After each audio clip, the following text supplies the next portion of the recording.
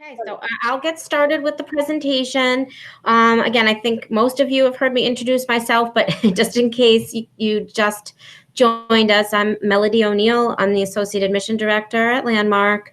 I've been at Landmark for about 25 years now, worked for a number of years at the high school as a teacher, tutor, academic advisor, and have been in the admission office for quite some time now.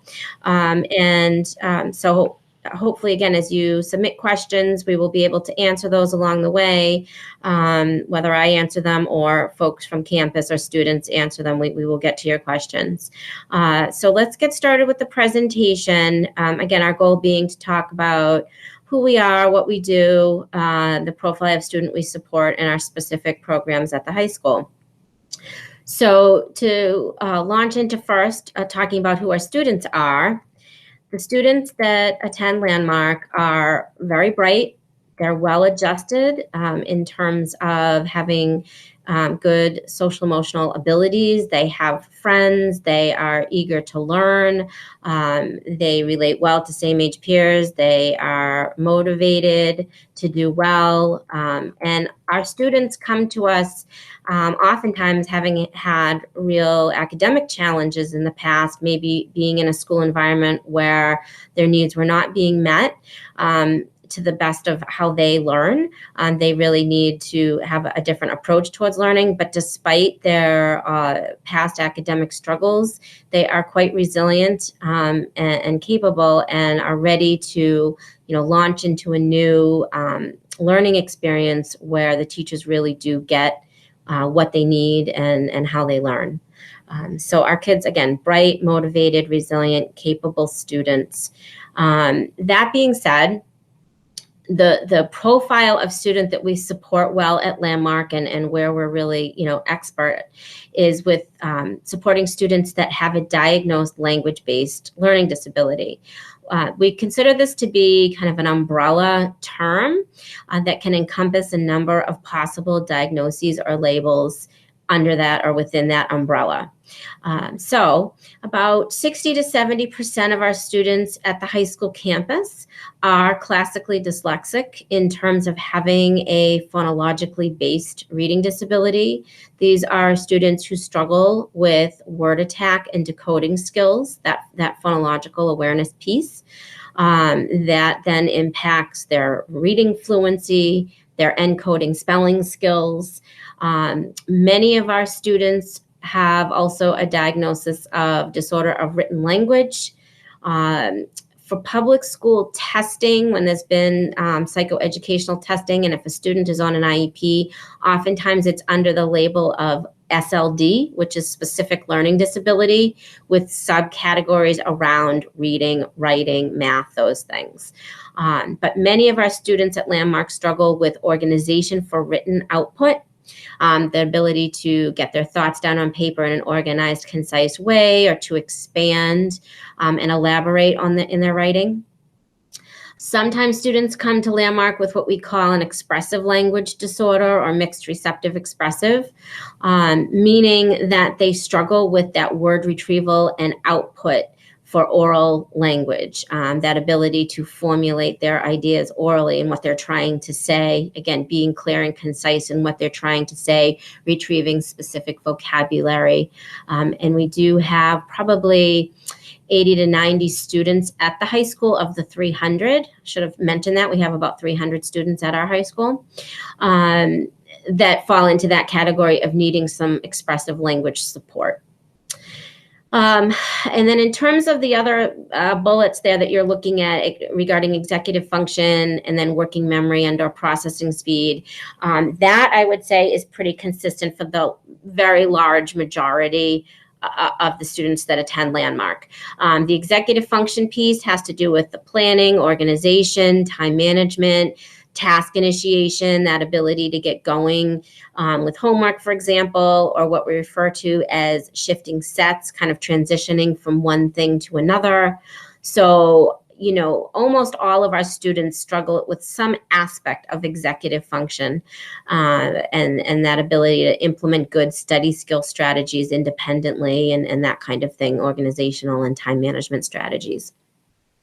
In terms of the working memory and or processing speed, I had mentioned to some of you who logged in a bit earlier about the testing piece, and I'm going to talk about that a bit more in just a second on the next slide. But for our kids at Landmark, although they are very bright in terms of comprehension and reasoning ability, oftentimes there is a discrepancy with that working memory or processing speed not being commensurate with their big picture thinking and comprehension ability.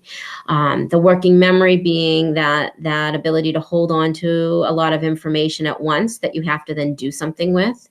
Our students really benefit from information being broken down into single or maybe two-step directions rather than getting a ton of directions at once. And processing speed just has to do with how quickly they can output information. So let's talk for a minute about that cognitive ability. And again, circling back to the testing. So when a family applies to Landmark, we're looking to receive testing within 3 years of date of application. We specifically ask for either a private neuropsych eval or public schools, what they call psychoeducational testing. And part of this testing includes looking at a student's cognitive ability. And that is typically like 90% of the time measured by the WISC. The WISC is what we require specifically at Landmark. There are other cognitive measures out there, but the majority of testers and evaluators utilize the WISC, which stands for Wessler Intelligence Scale for Children. If a student is 16 or older, they may have had what's called the WACE, which is just the adult version of this test. Once you hit 16, administrators will give the WACE. So with this cognitive testing, we're looking for specific areas of strength versus where the difficulty may be. And again, I just mentioned this. So there are 5 areas with this WISC testing that are being looked at. Verbal comprehension is just the understanding or receptive part of language coming in at that language comprehension. Fluid reasoning is that big picture thinking and problem solving. And the visual spatial integration is sort of, if you think of the architect and kind of seeing how pieces go together to make a whole. And both with the reasoning and visual spatial integration, language is removed at that point. They're really doing tasks that don't involve language. And this is where our students, again, are the strongest. They are the big picture thinkers. They do well with hands-on activities. They're able to see the big picture and the whole and make meaning. And so we really do need to see average to above abilities to know that a student will access curriculum at Landmark and make effective progress. And again, circling back to those areas of difficulty, usually it's the working memory under processing speed that will be a bit lower than those other areas I just mentioned. In addition to the cognitive testing, we do ask for academic testing, and we ask for a measure of what we call psychosocial adjustment, which just looks at, they're typically rating scales where a parent and teacher and oftentimes student will do a self-report looking at areas of social skills and levels of anxiety and attention and those types of things. Landmark is not a therapeutic school. We're not equipped to support students that may have more primary social emotional needs. Again, as I mentioned at that first slide, our students are well adjusted overall. And that's not to say that we don't have some students that come with some lowered self-esteem or frustration around their previous academic struggles. But really, it's secondary to the learning disability and a direct result of the learning struggles. And when the kids get in the right learning environment, those pieces really around anxiety and that type of thing really subside for our students. I also just want to mention that, we're not well equipped to support students that may have a diagnosis, let's say, of a nonverbal learning disability or a student that may be on the spectrum with high functioning autism or something like that, because those students really learn in a different way. They tend to struggle more with the big picture thinking and fluid reasoning. Again, which is where we need our students to have their main areas of strength. So it is this very narrow piece of the pie. Again, bright, well-adjusted kids who struggle with aspects of reading, writing, listening, and speaking in the face of average to above comprehension and reasoning ability. And that's really it. So hopefully that makes sense to everybody joining us today, that profile. Let's get into what's unique about Landmark, our program specifically at the high school, and how we teach. So as I mentioned, we typically have about 300 students at the high school. This upcoming year might be a little different, obviously based on everything going on in the world with the pandemic, with COVID-19, where we're going to maybe be around, a 270 range for our total enrollment. There are a number of students who would typically be boarding students from further away that, may not be joining us, again, in the face of everything that's going on in the world right now. But we will still have probably somewhere between 260 and 270 students at the high school. And let's run through, and I want to mention, it's going to be about 2/3 of our students commuting as day students, and 1/3, probably around 100 students that will be boarding. As of right now, our plan is to open on campus. Of course, again, with everything going on, a month from now, if Massachusetts and other areas have declined drastically in how things are going, the state could mandate something totally different. So we have plans in place, just like every other school that's required right now, to have on campus, remote, and hybrid options available. Part of that, let's get back to kind of the typical scenario of if we are on campus, what does it look like and what are we doing? The hallmark of who we are and what we do is our daily one-to-one tutorial. All of our students who have any gaps in basic literacy in terms of decoding, reading, fluency, spelling, writing, they will receive this daily one-to-one tutorial that is a language-based tutorial. This is not a class like an academic support at a public school where students are sitting getting help with homework or working on science or math or something. This is a language-based tutorial with an individualized curriculum that is designed from a diagnostic of goals that are very specific for each student. So no two tutorials look the same. If we have a student coming to Landmark that is significantly behind in their phonological awareness, they will be doing what we call the early literacy tutorial, which is utilizing a lot of our LIPS program, or the LIPS program, I should say. It's not a Landmark program, but it's the Lindamood Bell Phonemic Sequencing Program. If folks have heard of things like OG, which is Orton Gillingham, or Wilson, Seeing Stars, which we do incorporate that as well.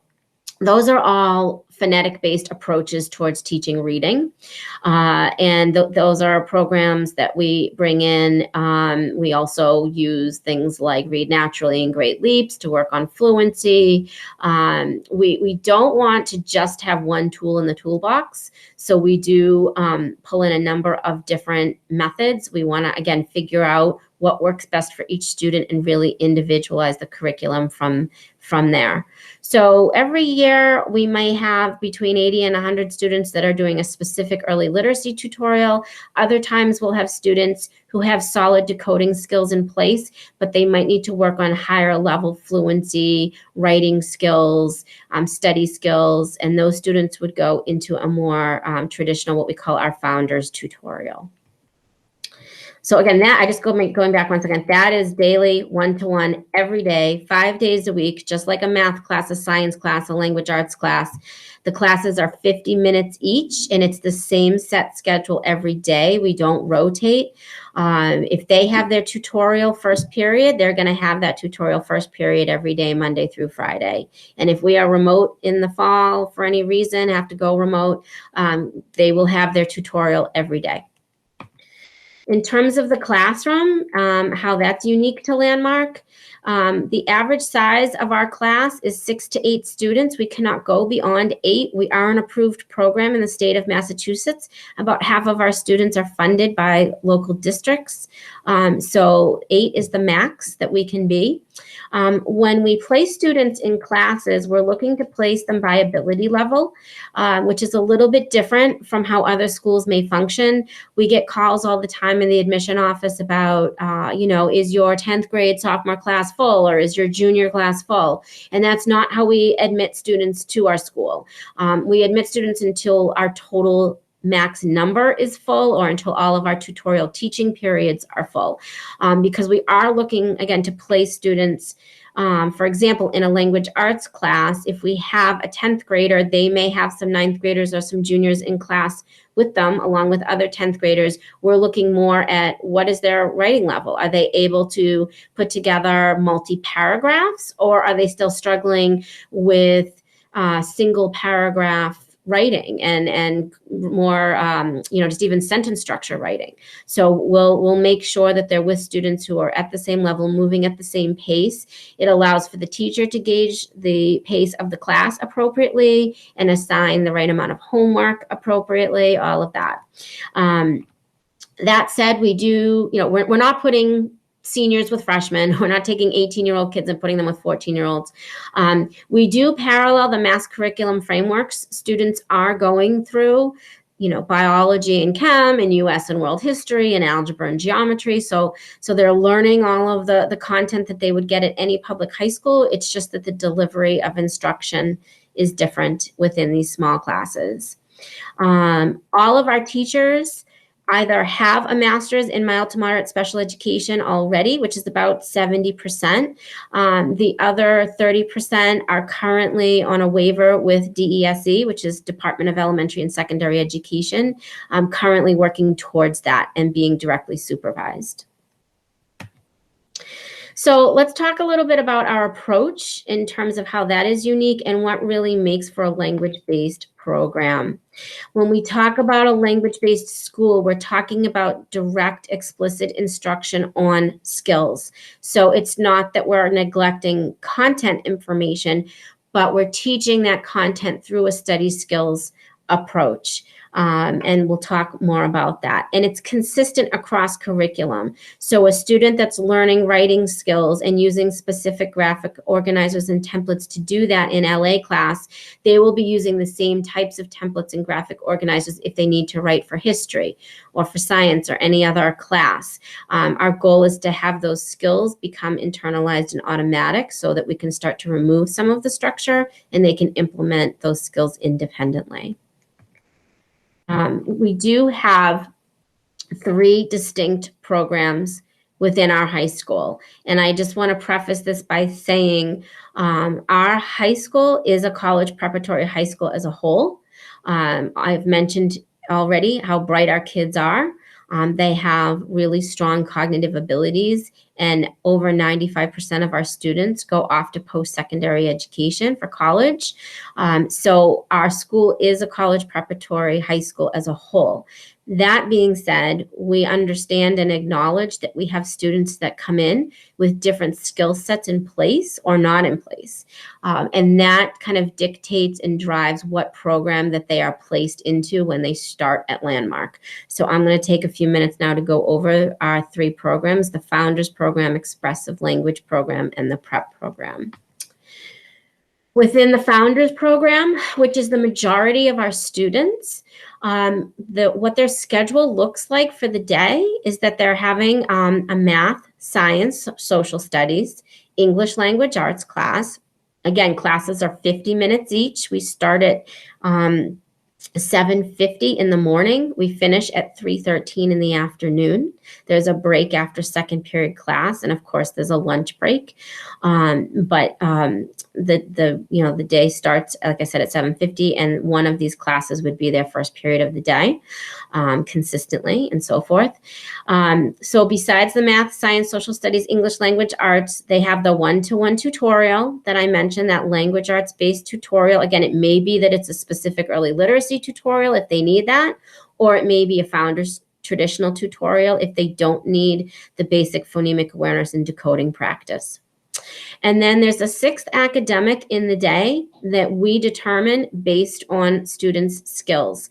If a student is significantly behind in their basic literacy, they will have an additional small group reading class on top of their tutorial if they need that. If they don't need that, then we may look at either a study skills class or a literature class. as their 6th academic of the day.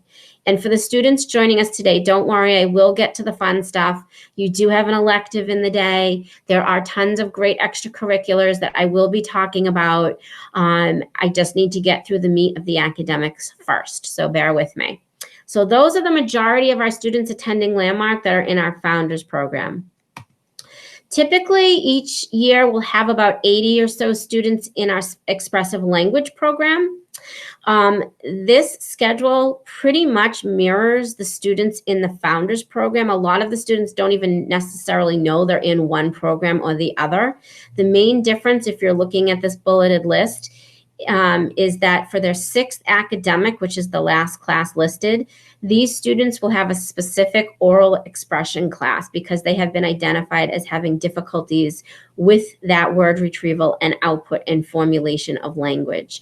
So in this oral expression class, they're working on those word retrieval strategies, things like understanding multiple meanings and figurative language and idioms, working on sequencing in a clear, concise way their thoughts and elaborating on their ideas. And this is done through various thematic units throughout the year. So again, oftentimes the students in this program have had speech and language evaluations and have had diagnosis of an expressive language disorder, or it's been documented that they really struggle with these areas of language processing. So that's the only difference in their day. Our third program, which I'd say is probably the most different than the other two, is our prep program. And typically we'll have between 40 and 50 students in our prep program. This program is designed to support the student who no longer requires any direct literacy remediation. The students in our prep program are reading at or above grade level in terms of their basic decoding and reading fluency skills. Their spelling skills are now at the average range. They have a good understanding of basic paragraph and have moved to writing multi-paragraph essays. But these students are still struggling possibly quite a bit with the executive function piece, the higher level reading comprehension strategies, inferential comprehension, and the higher level, research writing and essay writing skills. So that's the focus within the prep. As you can see from the grid of classes, math, science, social studies, grammar and comp, which is their LA, literature and study skills, the biggest difference for these prep kids is that what you're not seeing is that one-to-one tutorial, because these students no longer require the one-to-one literacy remediation. We have students sometimes that will transition out of Founders or even expressive language into prep as they make gains with their skills and no longer require the tutorial. We also have on any given year maybe a half a dozen to a dozen students who are accepted directly to Landmark into the prep program. They may not have a dyslexia diagnosis, but they may have a diagnosis of a disorder of written expression, issues with executive function, and essay writing skills. And again, those would be the students that go into the prep. The pace, volume, and complexity is a bit more because we know that they can handle more in terms of the independent reading and writing demands. So those are the three programs within the high school. And how the day looks in terms of the classes that they would be taking. If you've also noticed so far, there's been no mention of foreign language. We do not have traditional foreign languages at Landmark School. Our students are struggling enough with the English language, and we really want to solidify that for them. We do offer a couple of years of American Sign Language if the students want to take that. That does count as a foreign language, but it is not an issue for any of our students going off to post-secondary for colleges to not have that foreign language. The colleges waive that piece for students who have documented learning disabilities. So I do want to take a minute to talk about the study skills at Landmark and how that's unique and really embedded in everything that we do. We do have specific study skills classes, and by senior year, everybody is taking a senior study skills class where they're being exposed to, what a syllabus looks like, and long-term research writing assignments, and how to study for a big cumulative exam at college. We're exposing them to use of Canvas, which is what a lot of the colleges are using for technology, and so forth. But even if a student comes to us, as a 9th, 10th, 11th grader, and they don't have a specific study skills class yet in their schedule, because they may need reading or oral expression or something else, they are getting study skills embedded across curriculum in everything that they do. So in history, in LA, in science, how do you take good 2-column notes? How do you preview relevant vocabulary that's going to be necessary to learn? What's the 5-step writing process of going from a brainstorm to an outline to a rough draft to edit to final draft? And what are the templates that are going to be used to structure that? How do you effectively paraphrase information and summarize, and what are good test-taking strategies?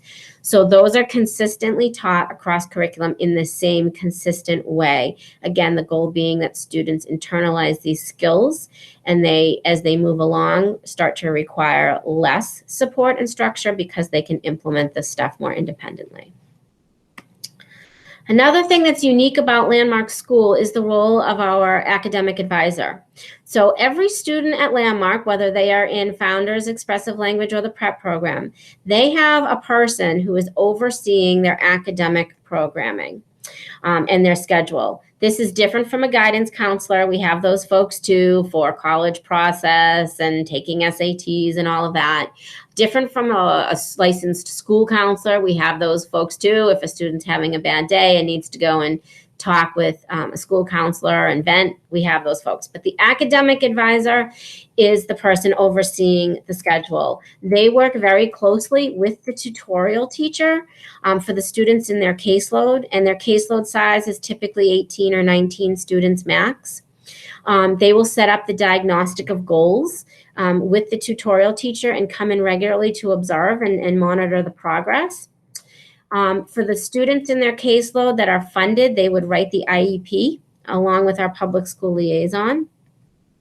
And the advisor is also the main contact person for the parents, not only the students, but the parents. So updates on how the student is doing, how they're keeping up with their work, their focus and attention and participation in class. So all of those things, they're getting updates from teachers. They are then relating that information to parents.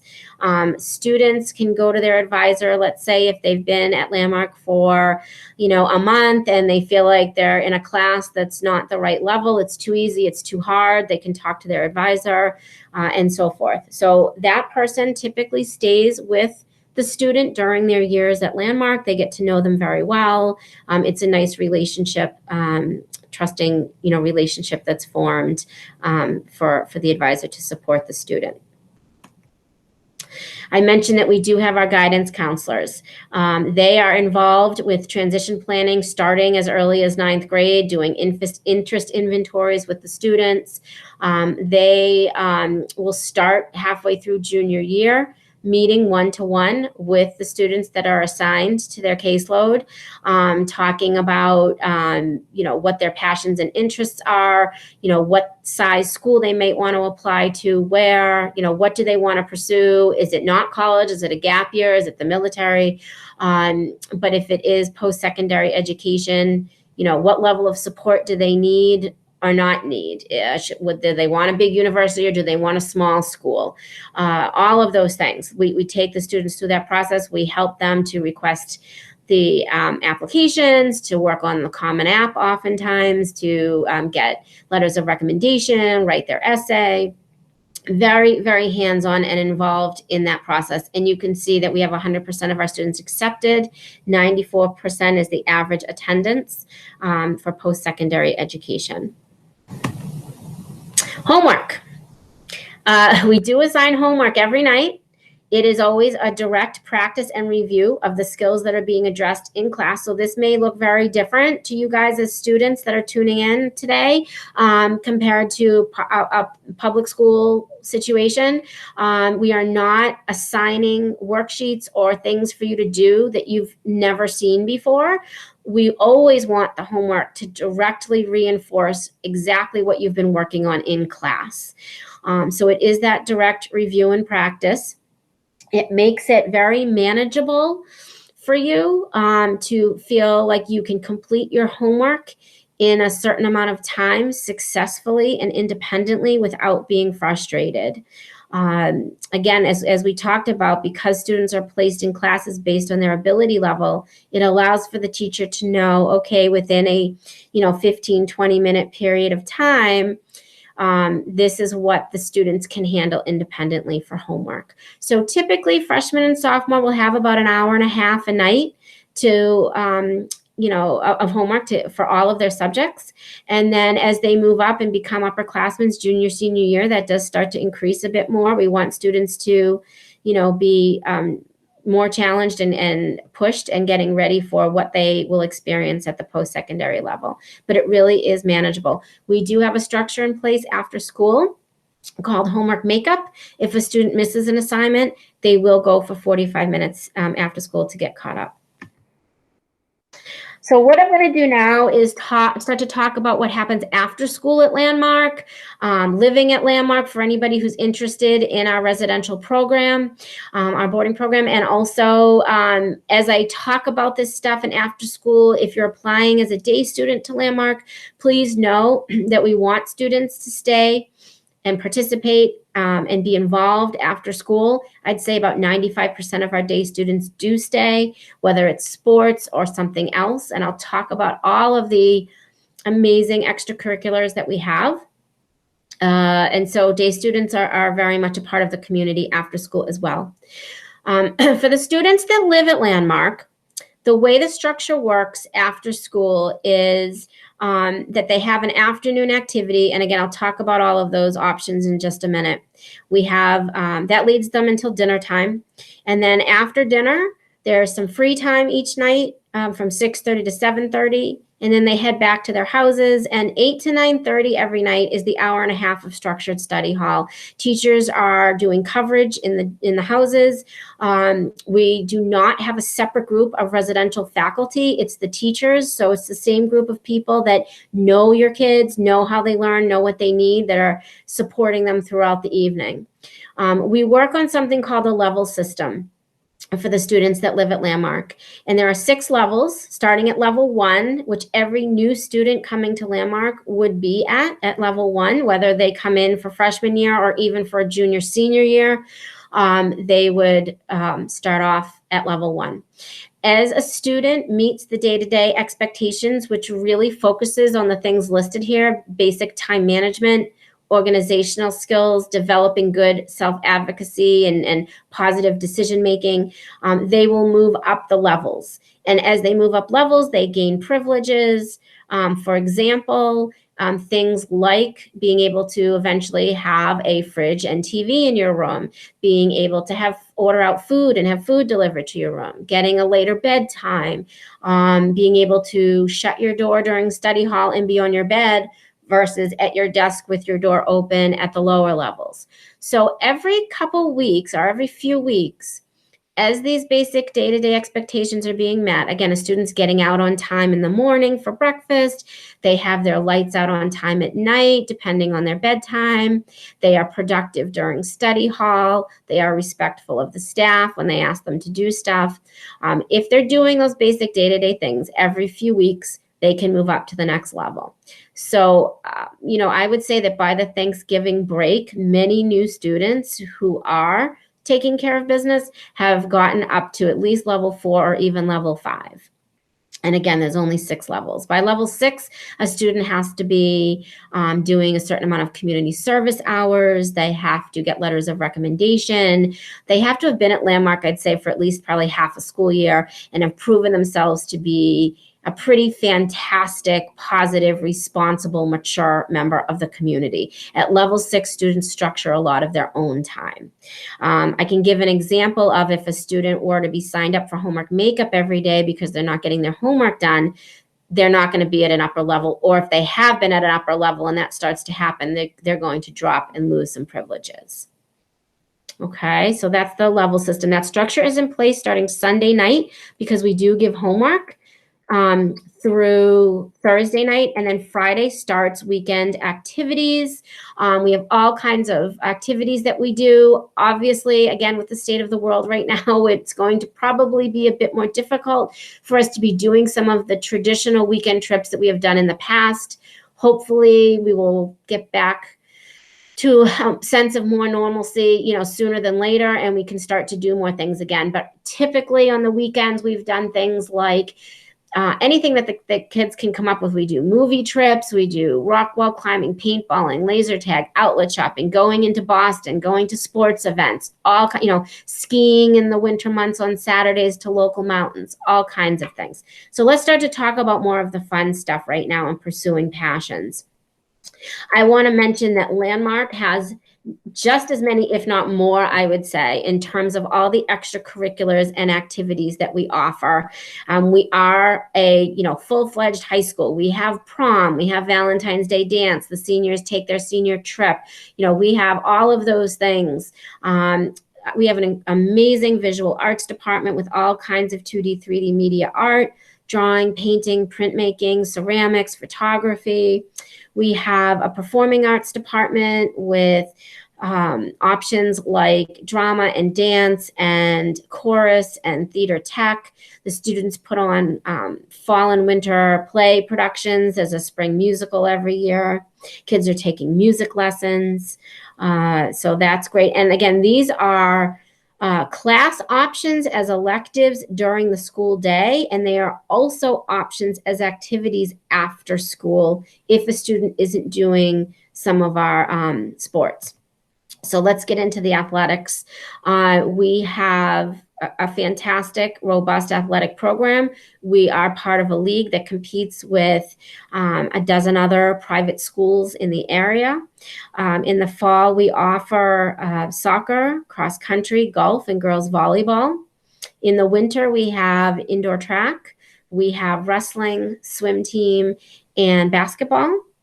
And then in the spring, we offer lacrosse, tennis, sailing, outdoor track and field, and we have baseball for the boys and softball for the girls. So there's a lot of options in terms of the JV and varsity sports. We have many students that are 3-season athletes that like to do it all year. We have students that don't participate in sports at all and are doing other things.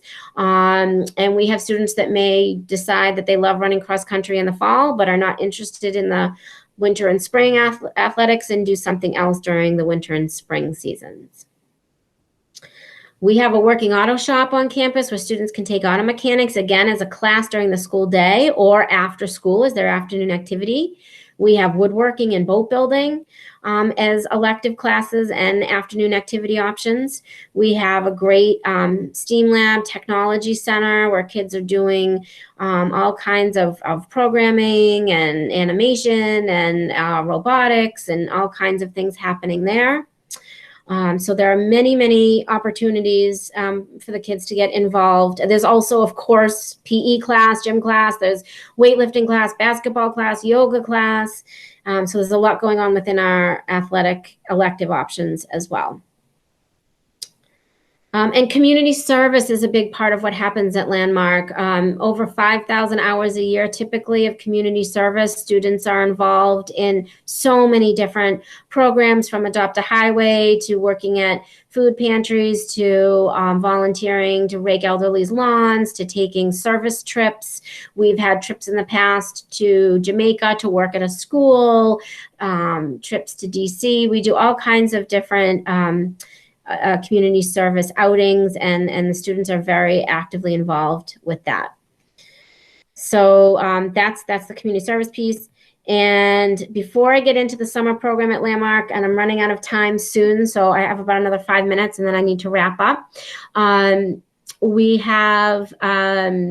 have a few things that I haven't talked about in terms of the school year that hopefully the students can talk about, things like dress code. We do have a dress code during the school year.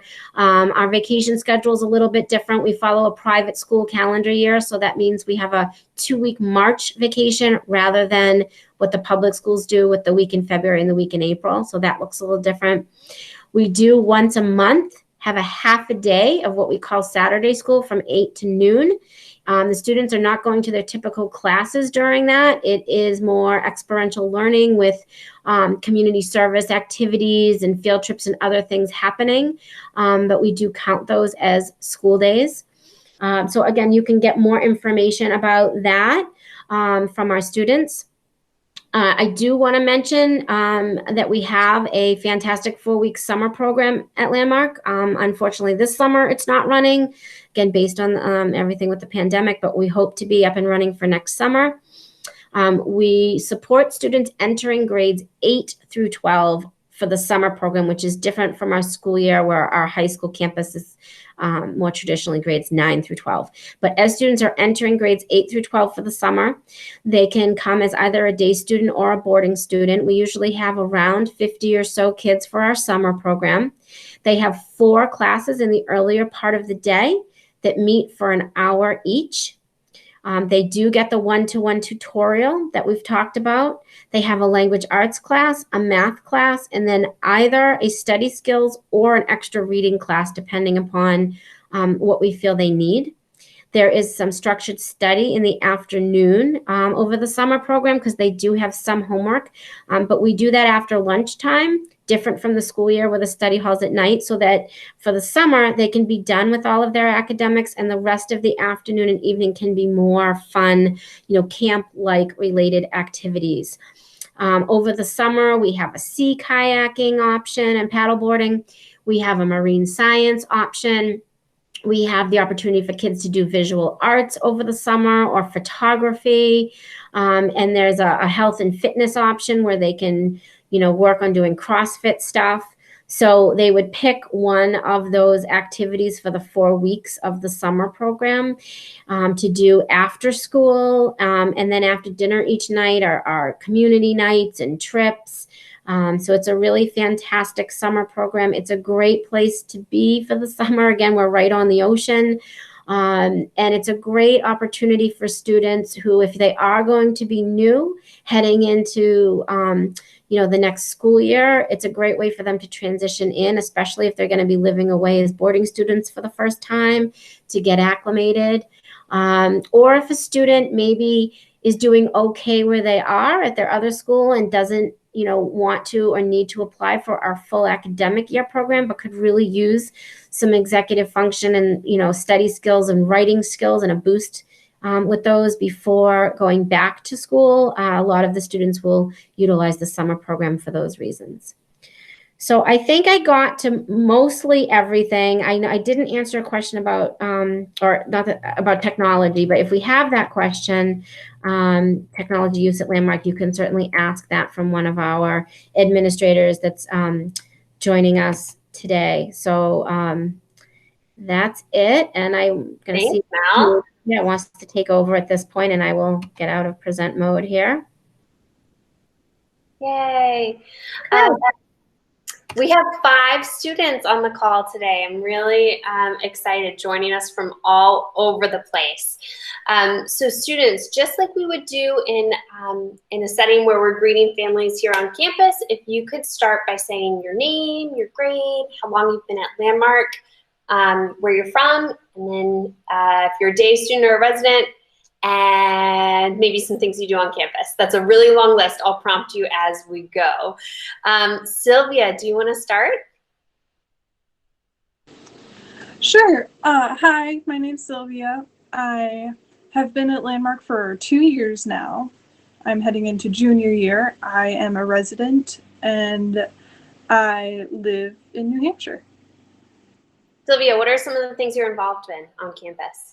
I'm involved with the after-school art and the D&D club. And I saw that, yes, there are clubs that students run from themselves. Thanks, Sylvia. Ellie, do you want to say hello? Hi, I'm Ellie. I'm from Needham. I'm going to be a senior. What am I saying? And I'm an A student, and I play volleyball and I dance. Thanks, Ellie. It's so nice to see you. And Ellie, if you didn't catch that, is a day student, so she does commute. Eric, I'm Eric. I have 1 year, so I went to Landmark my sophomore year, and I'm coming back my junior year. I play soccer and basketball, and I'm from Vermont. Eric, tell them where you are right now, though. Right now, I'm in Germany currently. Casual. Thank you for joining us, Eric. We're glad you're here. Ethan. Hi, my name's Ethan. I'm from Acton, Mass. I'm a boarder. I've been at Landmark since my freshman year, and I'm going into my senior year. What was the other one, things we do? You've got a long list, Ethan. Go ahead. I do a few things on campus. I'm a part of the wrestling team, the sailing team, the debate team, president of the International Club, president of the Stock Club, student council. I've done chorus, theater. I also do guitar through school, cooking club. I'm also part of D&D, Sylvia. I believe that's it. I might be forgetting a few, but. Pretty good. Who did I miss? Nathaniel. Yes, hello guys. I'm Nathaniel. I've been at Landmark since freshman year. I'm going into my senior year. I'm a boarder. I was in cottage for 3 years, and I don't know where I will be my senior year. Some things I do on campus are 3 sports: soccer, basketball, track. I'm also a part of chorus and vice president of International Club. And I live in Southborough, Massachusetts. So it's only about like an hour-ish from school. Did I get everything? You did great. Thanks, Nathaniel. Guys, Thank I'm just you. like giddy seeing you. It's so nice. I've missed you guys so much. Thank you for coming in this morning.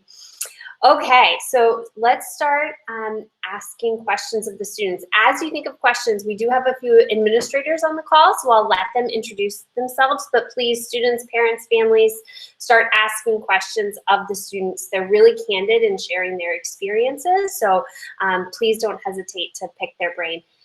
In the meantime, Mr. Genitelli, would you like to introduce yourself? Absolutely. Welcome, everyone. My name is Rob Genitelli. I'm the Dean of Students for the high school campus. It's great to see all you guys. I put in the little chat comments. Sylvia, nice haircut. It looks good. I like it. It's good to see all of you. And Katie, just for the record, just so everyone knows, and I want to make sure Ellie knows that we are planning for you to be a boarding student in the fall. So you're not off that list. So just so you know, you're in. It's great to see everyone. Thanks so much for joining us this morning. Thank you, Rob. So Rob's great. He can answer lots of questions about our residential program, the level system, anything like that. We also have Ariel Martin-Cohn on the line, and she's representing our academics. Ariel, would you say hello? Sure. Good morning. So I'm the Assistant Academic Dean, and I play a part in scheduling all of your classes. I oversee MCAS testing, and I'm also the director of the summer program. So I'm happy to answer any questions about classes, electives, tutorial, scheduling, MCAS, any of that. Thank you. Okay, so don't be shy. Please post questions. In the meantime, I think you guys got a nice overview of the student clubs. Is anyone involved directly in GSA? I'm not a part of GSA strictly due to time-wise, but as president of the International Club, and Nathaniel can speak for this because he's also vice president with us, we work very closely with the GSA. We actually just probably like 3 weeks ago, we got our t-shirts for our event that we did with the GSA. We collaborate on Identity Day, which was I think really good success. And yeah, so they do a lot of different events. They have their Day of Silence, Identity Day, and a few more. I can't remember them off the top of my head, but they do a bunch of different things at the school. They're really good. I can add one little detail. The GSA meets weekly with a faculty advisor. So it's both a sort of affinity group, a space to talk, to kind of go over what's been happening in their days and in their lives, and then to plan events like Ethan mentioned across campus. Thanks, guys. The dress code question. Ellie, do you want to start with dress code? Sure. So dress code used to be way stricter until we recently changed some of it. I think it's not as bad as you think it is. It honestly makes getting up in the morning way easier than trying to like rumble through your entire door to find a short that looks fine. It's collared shirts of any colors, I think 3 to 4 buttons, and then khaki pants in different colors now. I think that's what it is. Not really sure. I haven't studied the handbook, but I think that's what it is. Rob, anything to add? Yeah, Ellie Christofouli, you're going into your senior year and you haven't studied the handbook. Come on, what's wrong with you? She's right. It's collared shirts, button-down collared shirts of any color or style, khaki pants in any color. Shirts need to be tucked in. Sweatshirts have to be a Landmark sweatshirt. Sweaters can be any kind of sweater you want. It's pretty relaxed. You have to have shoes on, and it sounds kind of crazy to say, but you have to have shoes on as opposed to flip-flops. Just kind of present yourself in a positive manner to go to school, because that's your job, right? You dress a certain way to go to your job. Going to school is your job, so we create that environment. Great. Catherine, I love the question you asked. What's it like to live at Landmark? So Eric, can I start with you? You're 1 year in. What was it like to live at Landmark? It was quite a bit of fun. It's not, you're around your friends all the time, which has its positives. Like right next door, you can just knock, hey, you want to go do something. But it is a little bit like your friends are around you all the time. So I personally loved living at Landmark because I'm right next to everyone, and I'm an only child, so that's very different. And there's also on weekends you can go out on trips, which are not like, oh, this weekend we have this and this. It's you go up to the door and you're like, oh wow, the person in the student life ops, and you're like, hey, can we go to the movies tonight or something? And they'll be like, yeah, sure. What movie you want to go see? And you go put your name on a list, and it's pretty free flowing, and I enjoyed it a lot. Thanks. Who wants to add anything else about what it's like to live here as a resident? Ethan, yeah.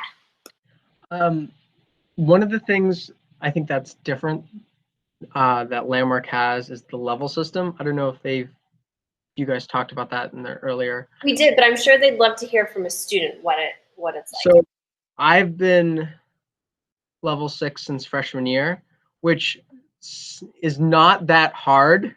I personally say, because up to level 4, as long as you're just not like doing anything crazy, you're going to be fine. But I think it's hard when you first get in there, making your bed, making sure you're doing all that stuff, keeping your room tidy. But that's not that bad once, like the first month or two, you get used to it, and then it kind of becomes routine. Like I still make my bed. Mr. Winslow would be very happy about that, but I still make my bed even at home, just to have it. But it's not too bad once you get the hang of it. Anything else to life at school? Sylvia, I'm thinking about you. You, Nashua, New Hampshire, you could go home every weekend. Why do you choose to hang around? I like to hang around because, one, it's good practice to get ready for college, and 2, sometimes family life is crazy, and 3, sometimes it's just good to sit in the experience of just being around your friends in a non-school environment, even though we are in a school environment. It's like a school setting, and like everyone's been saying, it's nice to have friends there, and it's nice to have points of figures. But I just stay because I really like to hang out with my friends a lot. That's great. Nathaniel, I'm going to direct this question to you. Are students allowed to have your phones, and can you use social media? So no, this year they implemented the phone box, and we are not allowed to have or not supposed to have phones in classes. We're supposed to put them in the phone box when we walk in, and then we take them when we walk out. Also not supposed to have phones in between classes. I have been caught by Mr. G with my phone out or headphones in, and he usually takes them, and then you just go to his office after school and get them. No social media kind of in school. We try to limit that as much as you can, and then after school, you can have it, just not in the cafeteria, because that's a place where you're supposed to be interacting and making connections with your friends. I'm so glad you guys remember all this stuff. It's been a while. I mean, it's been kind of drilled into me for 3 years. So good work, yeah. Nathaniel. Great. Let's see. Oh, what about gaming systems? Eric, do you know the answer to that question? Yes, I do. Gaming systems. So once you reach level 5, you are allowed to have like an Xbox or a PlayStation, so like a gaming console.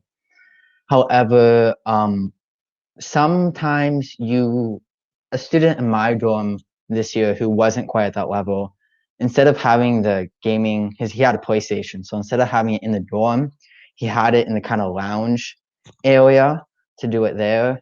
And then also, some people have like gaming computers, which I think which is allowed, I'm pretty sure, but not suggested.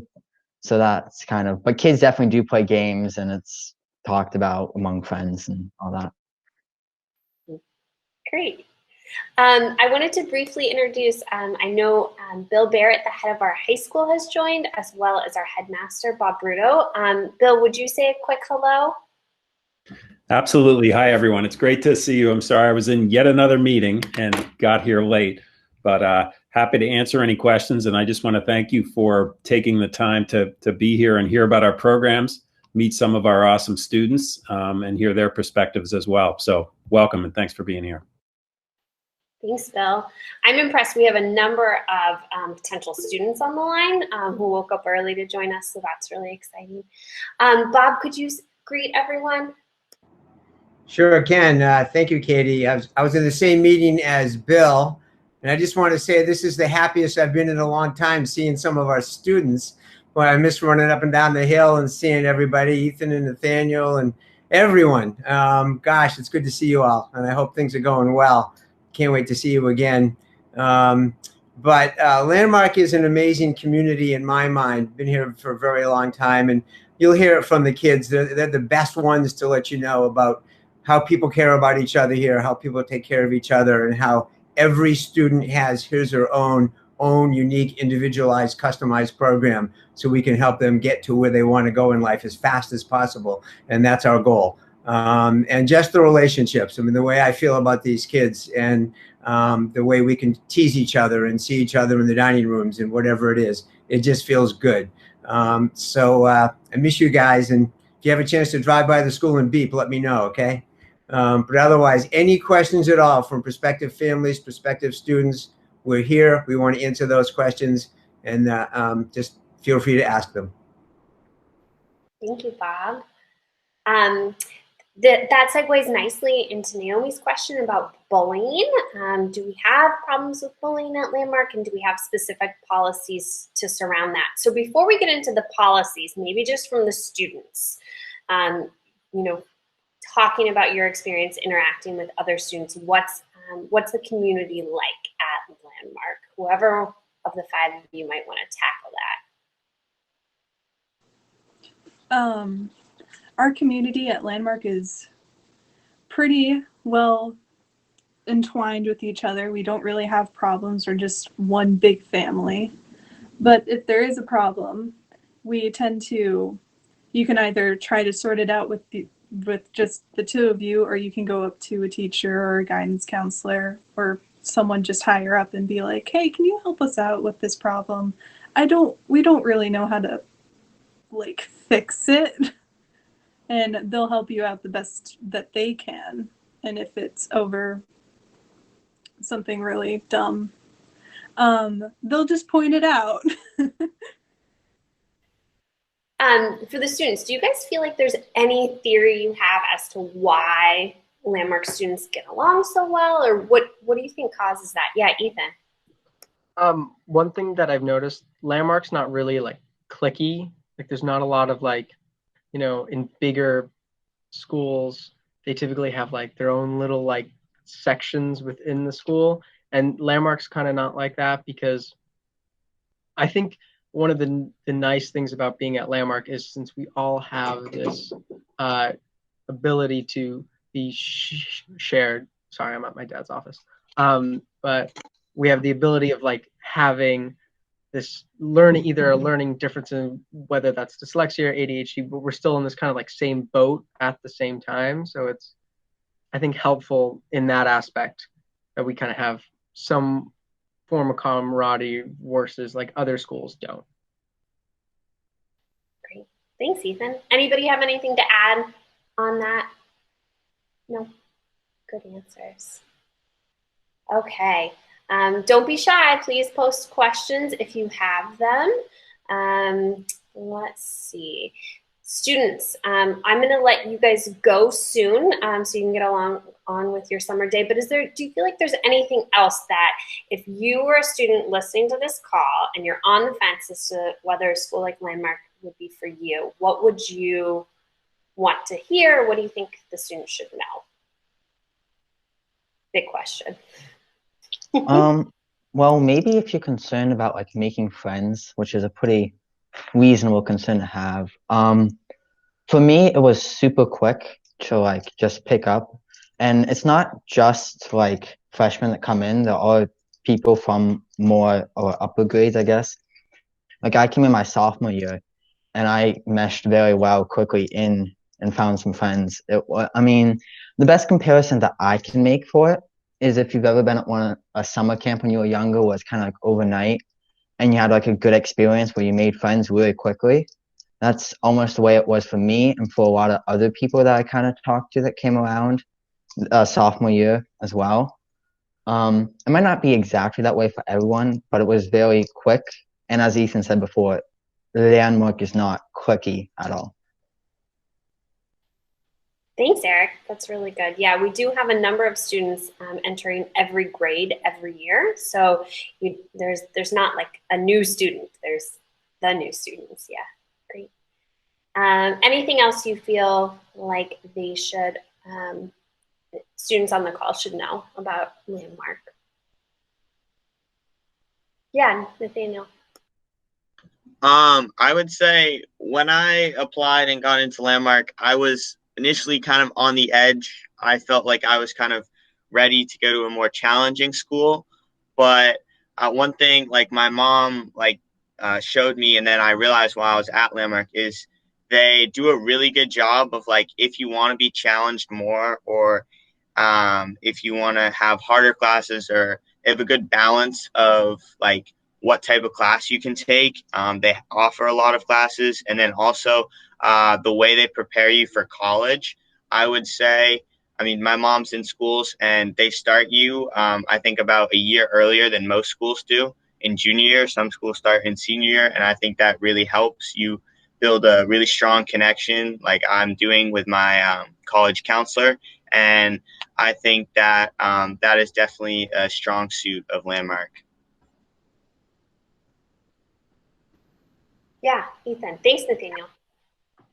Kind of to piggyback what Eric and Nathaniel said, is just personally, when I applied to Landmark and a few other schools, and Landmark was like my last choice. I did not want to go to Landmark. I came in kicking and screaming, did not want to go. And like the first few weeks, I was just not happy. Did not like my teachers the first few weeks. Was very upset. But I grew to like so I came from Carroll, which is similar to Landmark, but I just didn't want to it was like I would pick out the little differences and didn't like it, but I ended up really liking it because I saw when the progress I made with like my reading and my writing was like huge, and the teachers were like actually invested in you know, what they were teaching them with the students. And they, I think, kind of definitely changed, definitely changed my attitude towards Landmark. And also, like Nathaniel and Eric were saying, it's, you make friends really quickly, especially when you do a lot of things. But even if you don't, with the first week when you're in your house, you go out and you bond with them very quickly. Like your house kind of becomes like your family away from home. So I think that's definitely a big plus. But I'm also really good friends with day students, and you know, so it's, I think, a really good culmination of everything. But did not like it, and I can assure you, if you come, you will at least find it tolerable, like I did the first month. Tolerable. Great. No, I love it, Ethan. Thank you guys for your candor, because I'm sure the students on the call are feeling these same kinds of emotions. So it's helpful for you to be this honest with families. It's really great. There was a good question about how the school handles different politics, and as the world that we're living in is very polarized. So students, this is kind of a tricky one, but thinking about, you know, your history, social studies classes, things like that, and how conversations are had about the world. Anything that you think it's important for families to know? Nathaniel, thanks. Well, I would say whenever there's like something big that's happening in our community, we would always have all school meetings, and one of the deans would usually come up and address the whole student body and all the faculty. And so that's kind of, there's something big going on, we would have that conversation. And then pretty much in any class, really, teachers are open to having the same type of discussion. I've always found that it's respectful, and even if someone else has a different opinion than yours, like I've never been like targeted or like hated on. It's just, you're kind of just, you know, talking about two sides. And I've in history class, like I've debated, and it's usually very respectful. They do talk about a lot of current events, like a lot of social issues, and I would say they do a good job, and they're definitely, you know, looking forward to doing better and open to hearing what students have to say. Really great. Thanks, Nathaniel. Anybody want to elaborate? Yeah, Ethan. I just want to add, like Nathaniel was saying, but we also have a debate class where we get into politics big time. And if you can't do the class, you can also do the club, which I used to do, but last year I took the debate class, and it was awesome. If you're big into politics, 100% take that class. Our teacher, well, one of the teachers, but Mr. Neal, he does a really good job, and he will put you on the side that you do not want to argue, which I had to do many, many times. And it really helps you with your debate skills, but also you get to see both sides. So when you are arguing the side that you want to, you're actually stronger on your arguments. So it's a really good program. I know it's starting to get bigger at Landmark, but it's awesome. I think that it does a good job. You get to see things like the Belt and Road Initiative, THAAD, and a bunch of different things that were happening in the world that you might not get to see. So that's definitely a nice thing about politics as well. Great. Any other burning questions for the students? These 5 have a lot of experiences, and please use them. Or if you have questions for our administrators, our headmaster, head of school, academics, post away.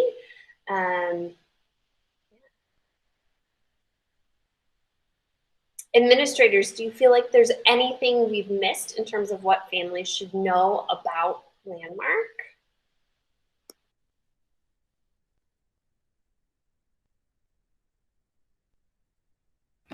I think I would just circle back to, I think it was Naomi's question about bullying and policies. And I know Ms. Martin Cohn responded that we do have policies, and we definitely do around bullying, that are enforced and mandated by the Department of Education. But I think when we think about what often comes to us as bullying, it's more about pure conflict in that sense, and not really, it might get reported as bullying, but it's really about pure conflict. And I think what I'd say is, and certainly all of us as administrators have been involved in that and mediated those discussions.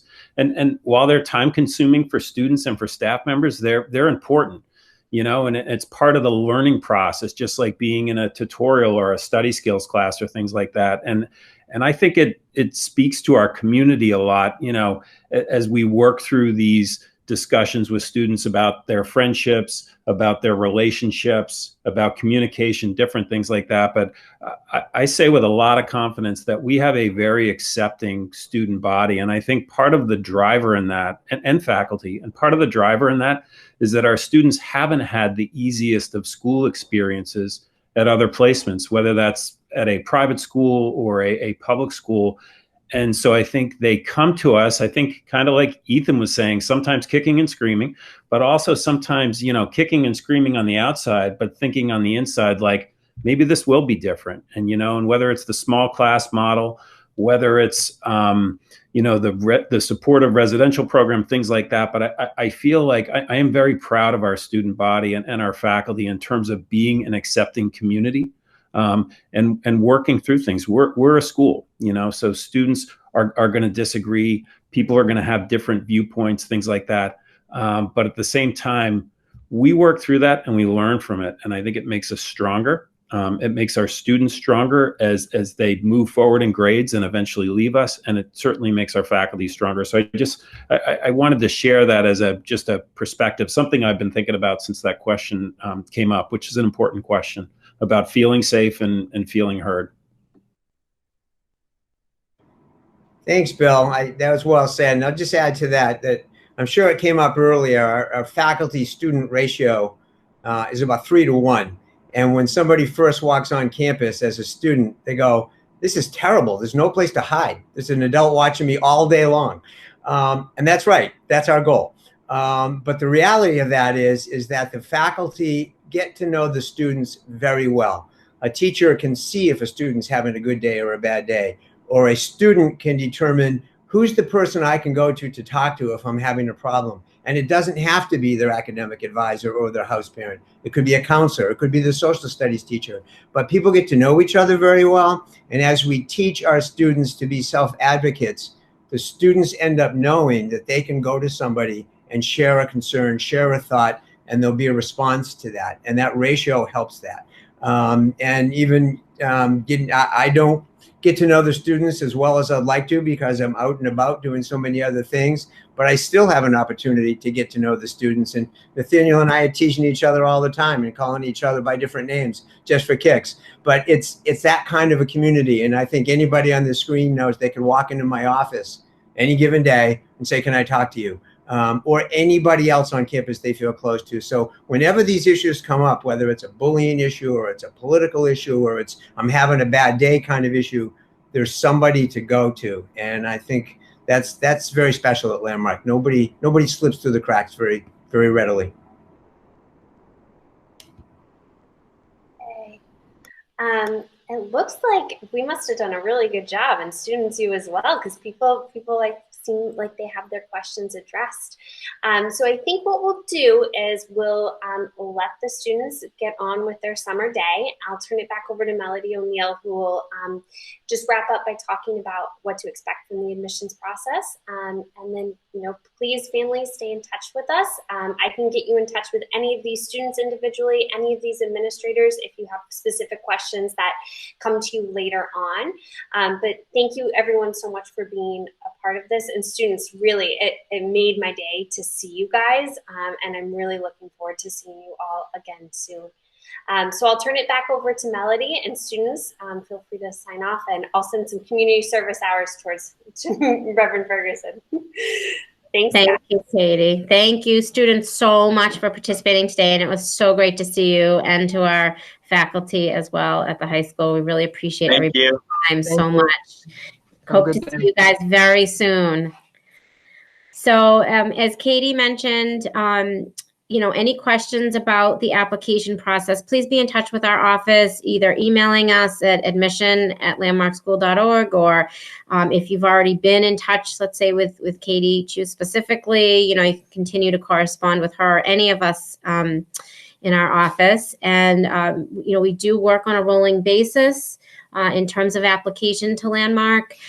There is on our website the application for you to download and a whole checklist of everything that we need to collect. We work with you through that process, keeping in touch through email, letting you know what documents we've received, what's still outstanding. Once it is complete, we'll tell you we have everything, and then we'll start kind of our comprehensive review process with the admission committee at that point. We really try to let you know sooner than later as we receive testing, which we had talked about at the beginning of the presentation, the neuropsych or psychoed testing. If we see anything that we have questions about early on, we will be in touch with you about that. And just know that, as we talked about Landmark working with a very specific population of student supporting these bright kids with language-based learning challenges. If for any reason Landmark doesn't end up being the right fit, we work closely with families to try to guide you in other directions to some other possible programs that could support you if it's not us. But again, communication, just like when our students come to Landmark and are very supported and there's lots of communication with all our faculty on campus, we also try to maintain a high level of communication with you through the admission process as well. Now, can I just add, if families aren't sure, based on this presentation, how well their student might align with our profile, feel free to send us testing. I know, especially since we're getting so close to the beginning of the year, I'm sure you're eager to decide where your student's heading. Katie Chu at landmarkschool.org. I'm happy to review testing, as Mel said, so we can guide you a green light to move forward in the application process, or letting you know if we have any concerns right off the bat. Yep. Does anybody have any other questions before we sign off about the admission process? Feel free to either type your question, or even if you want to unmute at this point and ask us. There's not that many people in. Anything? Okay. We really appreciate everybody taking their time to join us today. And again, we'll stay in touch as you work through the application process with us. And as Katie said, just reach out with any questions, or if you're not sure about Landmark being the right fit, please do send us the testing. And finally, a recording will be sent shortly, so feel free to share that with anyone who might not have been able to join today. Thank you so much for joining us. We appreciate your time. Yeah, enjoy the day. Bye, everyone. And have the rest of the summer. Thank you so much.